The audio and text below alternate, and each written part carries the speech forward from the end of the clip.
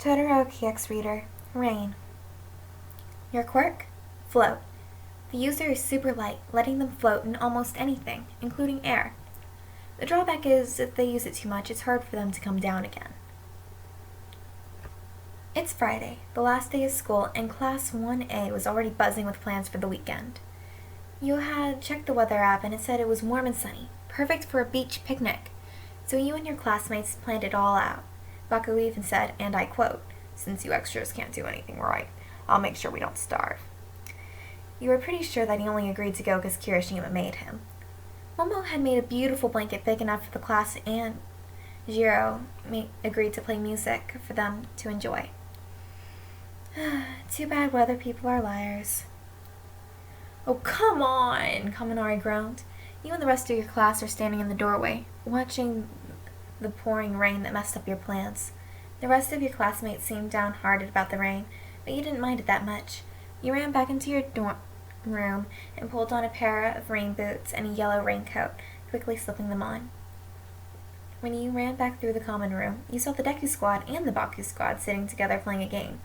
Your best friend Ochako waved to you. "Hey, listener! We're playing Truth or Dare. Want to join?" she asked. "Sorry, I don't like the game that much," you replied apologetically.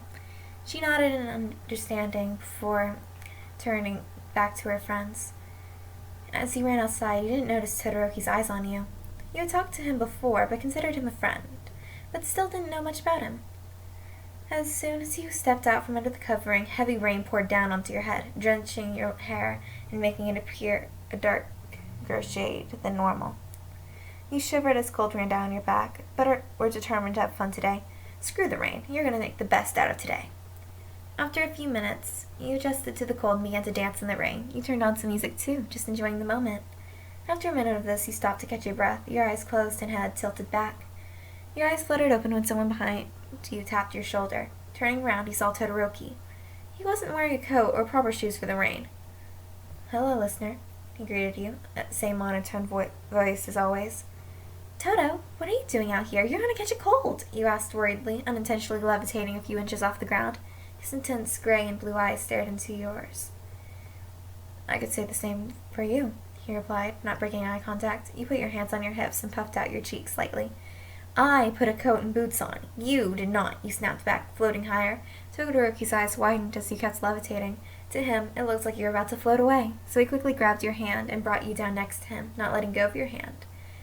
You blushed as he started walking back to the dorms, still with your hand captive.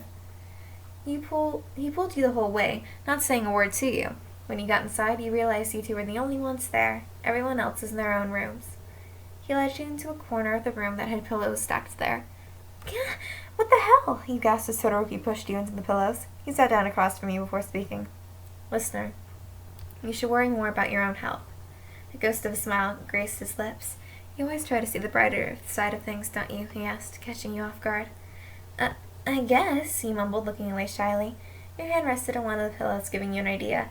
Your fist clenched around the soft fabric as he brought your hand upward, swinging the pillow at the dual-haired male. "Pillow fight!" you yelled, grinning. To your surprise, he grinned back. "Not so fast, listener," he replied, a smug smirk on his face as he blocked your pillow with his own. "We're in battle now, Toto. You can drop the formalities," he smirked. "All right, listener-chan, prepare for no mercy." You were taken aback from the switch from his normal emotionless attitude. It was true that he had opened up after the sports festival, but you had never seen him show this much emotion before. He was really getting into it, laughing and playing like you didn't have a care in the world. He pinned you down and tickled you, making your quirk activate and causing you to float just out of his reach. You felt special that he was opening up just for you. You floated higher, almost touching the ceiling. "Hey, let's build a fort," you called down to him, your hands cupped around your mouth. He nodded, laughing. You descended back to earth, landing next to him. Both of you got to work on the fort, making sure that it was mostly stable. Todoroki got some chairs to build it higher so you both could fit inside.